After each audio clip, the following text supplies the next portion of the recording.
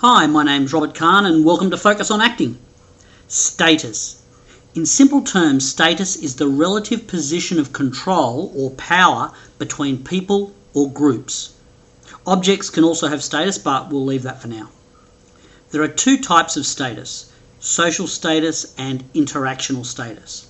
Social status is the relative control or power given by society to groups or individuals. The higher the status, the more control or power. The lower the status, the less control or power. For example, a pilot is higher status than a co-pilot. The Queen is higher status than the Princess. A principal is higher status than a teacher. A doctor is higher status than a nurse.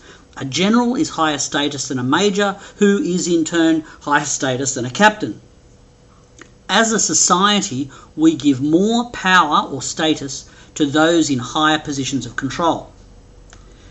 The other status is interactional status, which would be our main focus.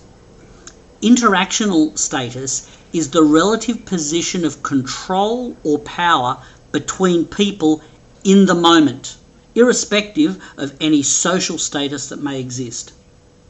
Status does not exist in a vacuum. It is always relative. We all know what status should look like. We have an inbuilt gauge of how status exists, what it sounds like, what it looks like. We don't need to think about it. Let me show you an example. I'm going to do an improvisation with Nerida, one of my students. The screen will go black, but you'll hear our voices. Then, at some point, you'll view the scene. Here we go. How many times have I told you to clean your room? I'm really sorry, Dad. That's not good enough, young lady. I'm really sorry. How many times have I told you? I meant to clean it up. I meant to clean it. I was going to do it this afternoon. Oh, you were going to do it this afternoon, and you were going to do it last week, but you didn't, did you? I didn't have time. Don't answer me back. You didn't do it, did you? No. Weird, huh? That is because the status implied in the vocal was discordant with the visual. You knew how it should have looked, but it didn't look that way. There are many physicalities, proximetrics and vocalities that influence status. I don't have time to go into them all here, but instead I'll give you the key to interactional status. Now listen carefully. The more vulnerable you are, the higher your status.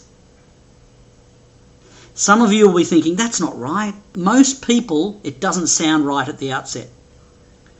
When you are vulnerable or open to attack, you are giving yourself to the other. What they then do is with your consent. You have control because you freely give it. In films, the higher status fighters are the ones who don't put up their hands. They don't put up this barrier in front of them. Instead, they leave them down, saying lines like, "Go ahead, make my day," or "Come on, I'll give you a free shot," or "Have a go." They are in effect saying, whatever you do with my consent. You can't hurt me. In this way, they maintain a high status because they've opened themselves up and they've given themselves to their other. The film Crimson Tide is a great status film. At one point, Denzel Washington's character is totally vulnerable and open to the character of Gene Hackman. Hackman punches Washington in the face and Washington bleeds, but it is Washington that holds the high status. Why?